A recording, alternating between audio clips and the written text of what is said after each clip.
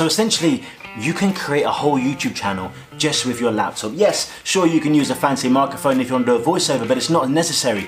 Just using your laptop, getting the footage offline, you can create a whole YouTube channel. No filming needed at all. Hey guys, and welcome to the course. Let me just explain exactly what this course is about. It's something I've been asked for a while now. Making a YouTube channel is something lots of us have thought about before. Exactly what I should make about though, and do I have to be on camera? Do I have to do loads of filming? Do I need to learn to edit? All these things.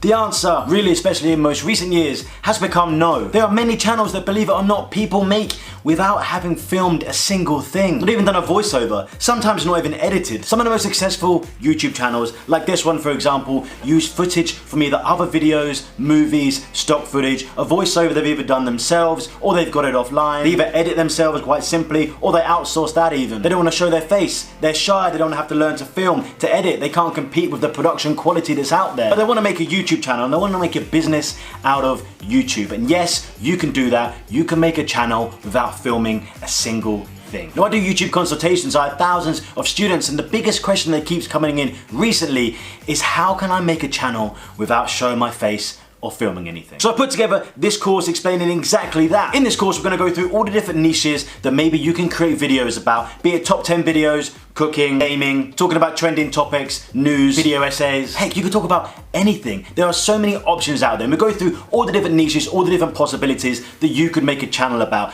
And in the project in this course, we'll have you work out exactly what do you want to make a content about. Also talk about how different niches make different amounts of money. The CPM, that's the amount of money paid out to you in your RPM by YouTube. I'll explain all this in the course. How much is paid out for you for the adverts put on your channel will depend on your niche. A finance channel, for example, makes a lot more per 1,000 views in ad revenue than a gaming channel. And the thing a lot of people don't talk about is geography. Where your viewers come from really matters. I've had channels where I've had lots of viewers from America, and that earns me 10 times more than if I had viewers that came from the Philippines or India, for example. We get into all of this. We get into the business side of YouTube, what you can create about, as well as I'll go into how to create these. I'll show you the sites you can download footage from. That's stock footage, non-copyright music, editing templates, everything that I've used with students to make channels just like this. I'm gonna also talk about the fair use policy on YouTube. Yes, you can use other people's videos. You can use real movies, Hollywood movies, big budget TV shows. You can use that to talk about and use that as footage in your video as long as you adhere to the YouTube fair use policy,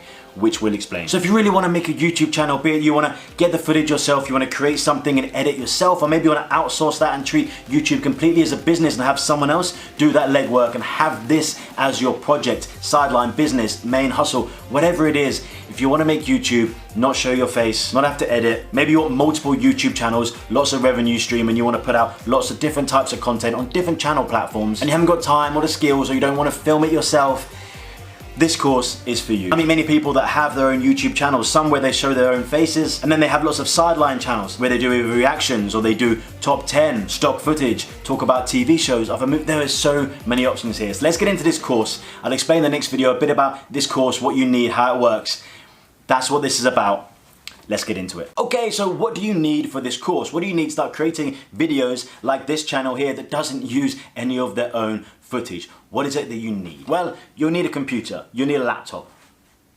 That's pretty much it, equipment-wise. You can do things like, you could get a fancy microphone setup like this if you're gonna be doing your own voiceover, but you don't have to. Essentially, the bare minimum that you need is a laptop that you can work from, that you can download things from the internet, so I guess you need an internet source. Although that being said, there are enough great editing apps on phone and you could download this all and do it through your phone, but I'm gonna be showing you how I do it on my laptop here. That's what you need. You also need to open your mind and understand this, and understand you do need to do research. YouTube can be a great revenue stream. It can be your side hustle that becomes your full-time hustle. It can be your passion project, but it is a passion project. It takes time. YouTube is not a passive income. You upload videos and then leave them forever and you'll make money and not have to do a thing again. No, YouTube does take constant uploading. Initially, you'll need to put in a lot of content. That's my method when I launch channels, a lot of content, and then it becomes less and less and less. And you become better and better and quicker at creating content. Or like one of my students, I'll talk about him in the next lecture, outsource everything completely. Outsources online on sites like Fiverr to India, Pakistan, gets them edited by people there professionally and then uploads them and treats it completely as a business and has staff essentially working, creating his content, and he takes the ad revenue stream. I'll explain that too. In which case, you don't really need to have anything to edit at all. If you don't know how to edit and you do want to edit, don't worry, I have a course on editing too, but there are so many tutorials on YouTube and there's really simple software, iMovie, free software out there. I use Adobe Premiere Pro. It's not important the editing software you use. We're going to talk about how you get down this footage, what it should look like, how you get music, sound effects, the fair use policy in YouTube, very important so you don't get a copyright strike, so you can monetize and make money from your videos and not get your videos taken down. But you just need tenacity. You need to understand this is your business, this is a project. It doesn't happen overnight. No one uploaded their first video and went viral. It takes a little bit of time and effort. If you're willing to put in the work, you can make YouTube work. So let me show you actually in the next lecture, let me show you a case study of a student of mine who came and had a one-on-one consultation with me, and he wanted to make a channel, and we went through exactly his kind of passions, what he wanted to do, the information about it, and what he's doing now. Okay, welcome back to the next lecture. This is the last one before we get into the nitty gritty, getting down and dirty and into the course on how you can start to plan and do this. And there's a reason I've got UFC fighting happening here, because I'm going to talk to you about a student of mine that came for a one-on-one consultation with me. He knew he wanted to start a YouTube channel. He wanted to treat it completely like a business, but he wasn't 100% sure on what to make a channel about. So he came and spoke to me and we went through, we had a 1-hour chat initially, and we went through exactly how YouTube works, look for gaps in the market, his own interests. And at first he came to the idea of doing, you know, those videos that have like speeches, really good motivational speeches from people, and they can either be sports star, business, and then it has a montage of shots over the top, and people listen to them for the gym or they listen to them for motivation within their business, their life. At first he wanted to make that, and when he did research, but it soon came apparent that he had a passion. And this is a big deal. You're going to spend a long time researching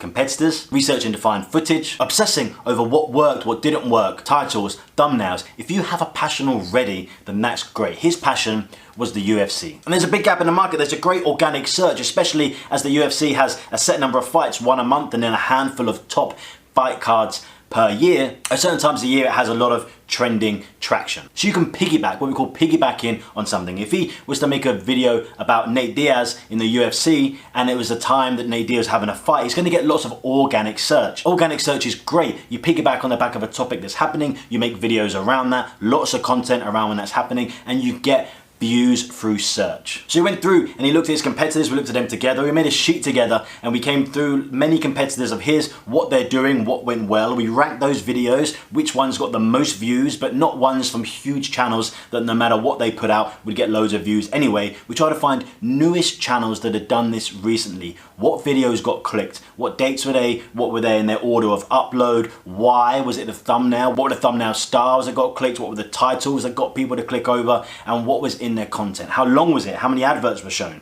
We went into all this research together, and he's now right in the starting stages. That's why I wanted to tell you about him. He's in the very first stages. He's around researching. He's got a list of 30 titles, thumbnails, content going. He's actually outsourcing everything himself. He's found someone on Fiverr that can cheaply edit his footage together. He downloads the footage, sends it over in a drive. The person edits it, puts it together like a countdown, top 10, I don't know, top 10 UFC knockouts, for example. Counts down 10, 9, 8, 7, 5, 4, 3, 2, 1. Creates a thumbnail. He uploads it, puts a title. He treats it completely as a business. Yes, there's a small cost there. He got someone to do it, but he's going to make more money when the revenue stream comes in. If he can get an American audience that has a high ad revenue, that will outdo the spend he's doing paying someone in India or Pakistan to edit his videos. He's treating it completely as a business investment. So you could have a passion yourself. Maybe you don't, and we'll work it out together in this course. And then you either want to outsource and have someone else edit this, or you can simply edit it yourself, download the footage. I'm going to show you all the different options here. So without further ado, let's get into the next section and understand first just briefly how YouTube works. Some things you may know, may not know if you've done some of your own research. I'm going to talk about my experience from having channels myself,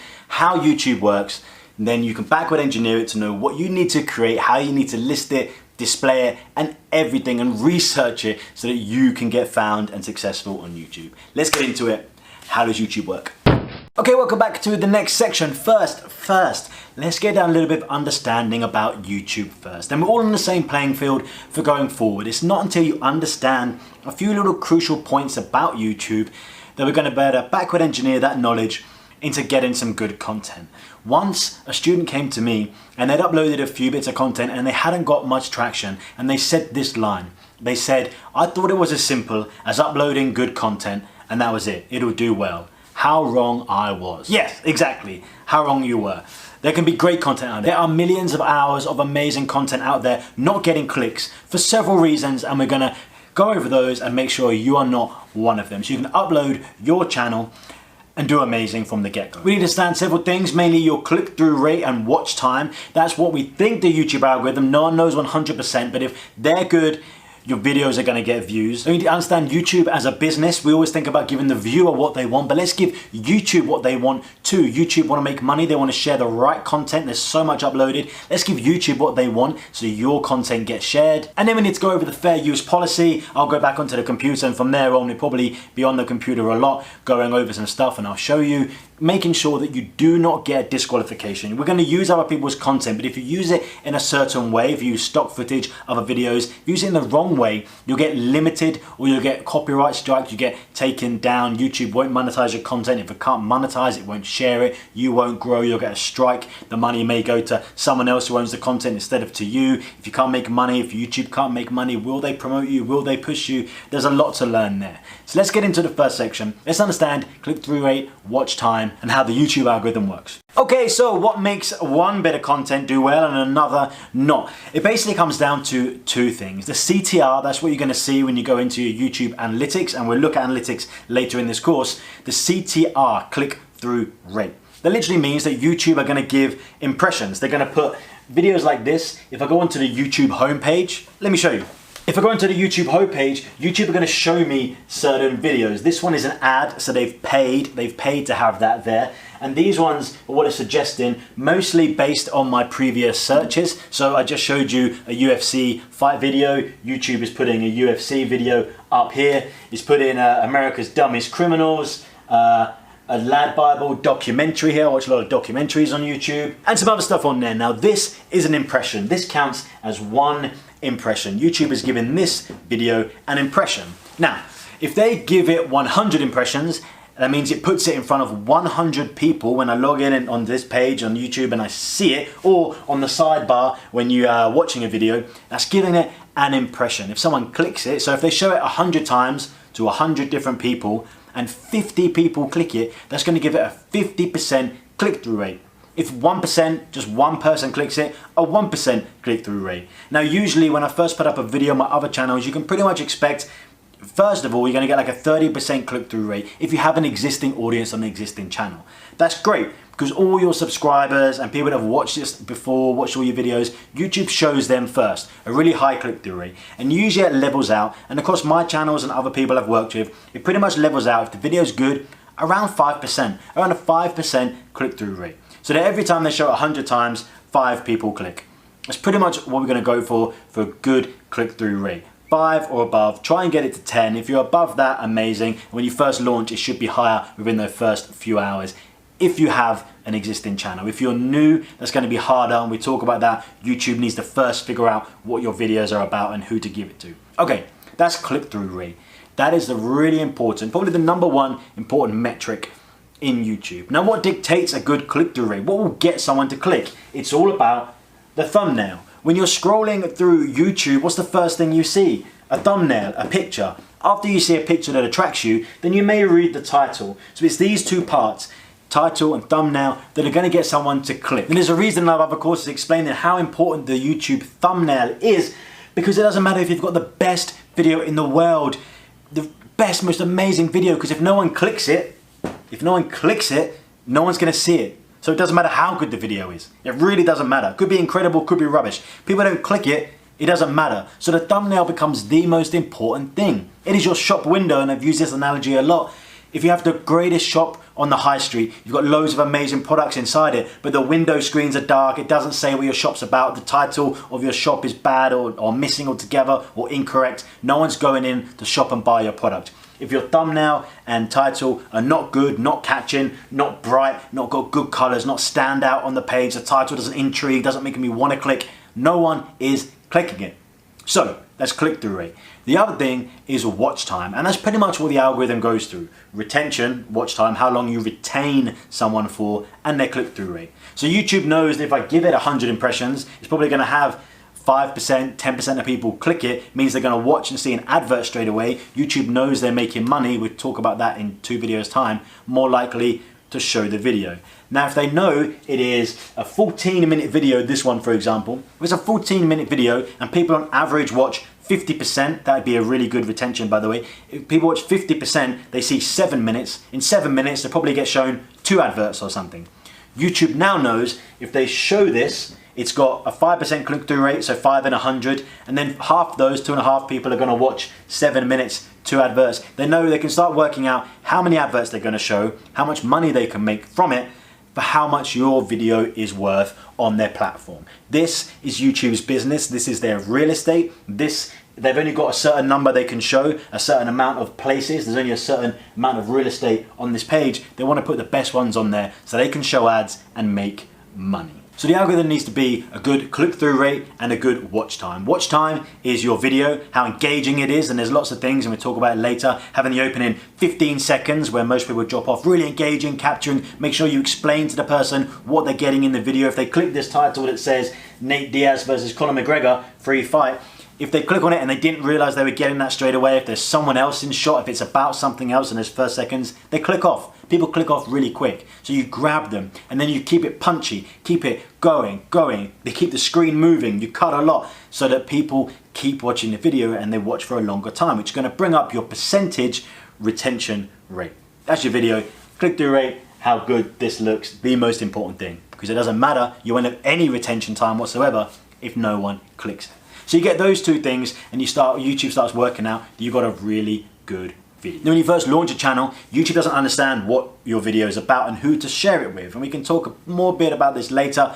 Generally speaking, when you start putting up content, you won't get very many impressions. YouTube doesn't know if it's any good or what it's about, and they don't know who to share it to. If you make a video about cooking, YouTube doesn't understand the videos about cooking. You can try and do it with titles and tags and things, but it doesn't trust it because people could title or tag it anything. So it starts seeing who clicks on your video, what all those people who click on it and watch it have in common, and then it can work out who to share it with. That takes time. That's why later in the course I talk about upload time and a calendar for uploading and putting out a lot of content initially and front loading your channel so YouTube can quickly work out who are all the people watching your content, what do those people have in common, who should I share this to that has a similar interest as those people. That's pretty much how YouTube works. Now let's talk about, in the next video, let's talk about YouTube as a business. Briefly mentioned it there, good timing. Let's talk about YouTube as a business. Okay, so YouTube as a business, not discussed enough on YouTube at all. People obsessed, like the last video, click-through rate, watch time, which are the most important things. And we're obsessed with giving the viewer a good bit of content, which if it's good, then of course people are gonna watch. But what if there's a million pieces of good content a viewer can watch? What's the only other metric that YouTube are going to choose your video over someone else? People make the mistake of thinking that YouTube is a media, television, entertainment platform, which it is, of course, in one sense. It's there to entertain you, like a TV channel. But YouTube are actually an ad display network. They just make money from putting ads on the videos. That is their entire business. The content and where they put these ads are your videos. So we have to think YouTube is only interested in how many ads can I play, how many people are going to see them, and which content can I put the most ads, ergo make the most money from. So if you've got, for example, and we talk about this, when you're monetized, you'll see, before you're monetized, you won't. If you have a video that's less than 8 minutes long, you can't put adverts in the middle of the video. So when you're watching a video and the advert comes up in the middle, that can only happen when a video is over 8 minutes in length. Before then, you'll get one at the start and maybe one at the end. So straight away, if you make a video more than 8 minutes long, YouTube can put an advert in the middle. You can place this yourself or you do it automatically in mid-roll ads. That means there can be another advert in there. Your video is worth more than someone else. If you've got an identical video, one's 7 minutes, one's 8 minutes, they're identical. One can have an advert in the middle, one can't. One is worth more money to YouTube than the other. And there's other things like what the videos are about. For example, finance videos talking about making money, working online, Bitcoin, this kind of stuff. Finance videos, those adverts have the highest RPM. That's the money received to you, revenue per milli, per 1,000 views, and the highest CPM, that's the money for the whole thing that YouTube gives you half of, making your RPM. Did I explain that clear enough? CPM, cost per milli, how much advertisers are paying per 1,000 views to put adverts on there. RPM, the revenue that you're getting from those. It's pretty much half of your CPM. roughly speaking. So if your channel for content, if you made fight content, for example, and your CPM is $10, YouTube is getting $10 for every 1,000 views of adverts they put on your channel.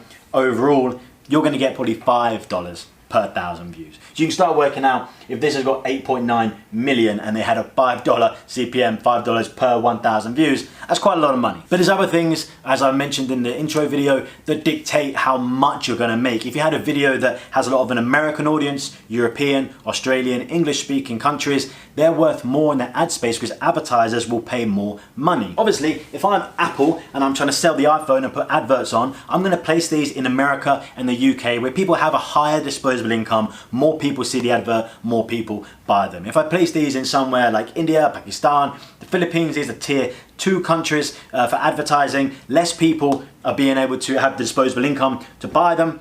They do not buy the phones. It's not worth as much for an advert in front of those people. So if your channel, if you're English speaking and you want to target to get the highest CPM possible, think about your niche, your genre that you're going to go into, and also the location of where your views are going to come from. That will make a difference. So we're going to talk later more about this. You have to think about your channel length, how many adverts you can get in there, where your viewer comes from as to how much you'll make, and your niche to how much the ad space within your video is worth. I hope that's clear. If not, rewatch this video. As YouTube as a business, this keeps going black right at the end of my videos. Good timing. Okay, let's get on to the next video. I'm actually going to go into the computer here and we're going to talk about the YouTube fair use policy, which is really super important if you're going to make videos like this without filming anything. Let's talk about the fair use policy. Hey guys, welcome back to the next video. So we're going to talk about fair use. You are making a channel that does not have your own content. So we're going to talk about fair use. That's using content that is already out there. For example, other YouTube videos, or for example, movies or famous TV shows. As a rule of thumb, if you can use stock footage you've paid for on a site like, I don't know, Storyblocks. Actually, let me grab that for you while I'm here. Let me grab you Storyblocks and drop it in here. This is Storyblocks. I pay a subscription. There's all different ones you can do, like a monthly or yearly, all different prices, not crazy expensive. I've just searched here before COVID, so there's loads of footage here for all different stuff, and you could search anything you wanted to in this bar. There's always loads and loads of footage. You are never going to get a claim against this if you pay for it and it's your footage. You're allowed to use this in whatever you want for whatever you want. That's fine. And there are loads of different versions of this. There are Storyblocks, there's Motion Array, there's some free versions I'm going to talk about in a later video. But let's talk about if you want to use footage from either another video or movie, and there's something called the fair use policy. Now, this is a little bit of a tricky situation because if a company did want to put a copyright strike in, it's likely your video gets taken down, which you can then appeal. It goes back and forth. YouTube often err on the side of caution with the original creator, but they do tell the creators to double check the fair use policy, and if that video falls within the fair use policy, I'll explain that now. It differs from country to country, but generally speaking, there's all a pretty same situation here. In the US, I'm going to use the examples here, and it's pretty similar. Let's talk about the 4 factors, okay? You can go to this site. You can just search here. I'll put it at the top here. You can just search fair use on YouTube, and this page will come up in the YouTube Help Center. So when looking at if your video falls into the fair use policy or not, you have to think about 4 main sectors. Okay. The first one, the purpose and character of the use, including whether it's commercial or non-profit. Generally speaking, if you are making a non-profit charity video, people aren't gonna, you're not gonna get a strike for what you're doing. If you're making it and monetizing it on YouTube, more likely. But we need to talk about the expression of meaning to the original materials, whether it merely copies from the original or whether you add something to it. Let's talk about that. The nature. Use a material primarily from a factual works is more likely to be fair use. So if you're taking it from documentary or something, or the news, that's fine. You can talk about that, more likely to be fine than if you were to take like a Hollywood movie or TV show, but still can be because of the next section. Borrowing small bits of material of the original work, more likely to be considered fair use than borrowing large proportions. So if you're taking massive, huge scenes and putting them up on YouTube and they just are as they were in the original movie, TV show, that is not fair use, okay? That's just copying big chunks. If you're talking about something, use a tiny bit either while you're talking over it and then mention what it is they mention. That's fine to put that in, unless it is the heart of the work, if you put, I don't know, the main part, main bit of the whole meaning, the whole work of this video, movie, TV show you're talking about has a conclusion, big bit, and you just put that in word for word exactly as it may still not be considered fair use, but that's unlikely in what we're talking about here. And the use and harm of the copyright owner's ability to profit from the original work. Now, it's unlikely if you're putting out a video here, they're not going to be able to profit from their own video. It's not going to affect them. That's a big deal. The main point here is that you need to add to and only use small parts of existing material. If you are just putting up, for example, another movie, let's grab a movie in your mind, you grab one now, and you're just putting them up, huge scenes, and you're just putting that up as it is, that's copyright, that's not fair use. If you're discussing it, talking about it, your voiceover, then you drop in every now and again to very small parts where it backs up what you were talking about, has reference to, that is fair use. There's an example on here and there's loads down there. This is Donald Duck meets Glenn. Let me skip forward here. See, they're using small bits of this Donald Duck cartoon, and then it's going to come into their voiceover. So you can see right there that there's a voiceover section that the female narrator uses over the top of here, and there's the Donald Duck cartoon. So they are using 100% footage from a copyright piece of material, but they're adding to it, talking over it, and then they jump back into small clips of the Donald Duck cartoon as they're narrating and talking about, in this case, financial situation and employment in America. So you can go down and you can read more about this. It's all about how YouTube has claims, happens X number of times a year, and whether it will happen to you, but it's very unlikely. For example, let's go in. Oh, there's another example you can watch in here. I won't put it through this video because then you're just watching me play you a video. Go in and have a look at these on here. They may reinstate this video. Here's some examples of ones they've reinstated, which are quite interesting. It's a video by Young Turks that showed a short clip of a criticized commercial. So obviously the owner of the commercial put in a copyright claim, and then YouTube decided, actually, no, this comes under the fair use. If I play this under here, we're probably going to be able to see it after this advert. So you can see they're using clips here, small clips, and it's a news show, the Young Turks, and using clips and clips.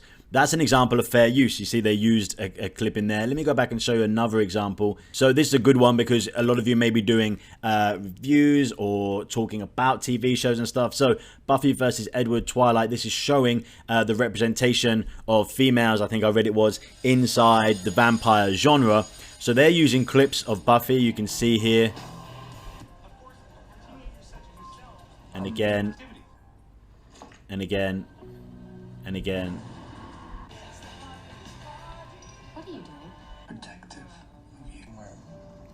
And there was a small amount of talking at the beginning, but not too much here. But they're using just short clips. They're not showing a whole scene, a whole genre. You see that's Buffy, and then there's Edward. This is using two movies side by side. It's using the Buffy and Edward from the Twilight series as if they're making a talk and a conversation. That's okay to do. You've reinvented something and reusing it. You are not just uploading and hoping it works and trying to scam. And it's what it all comes down to, really. You're allowed to use footage if you are adding to and creating something of your own that comes out of fair use policy.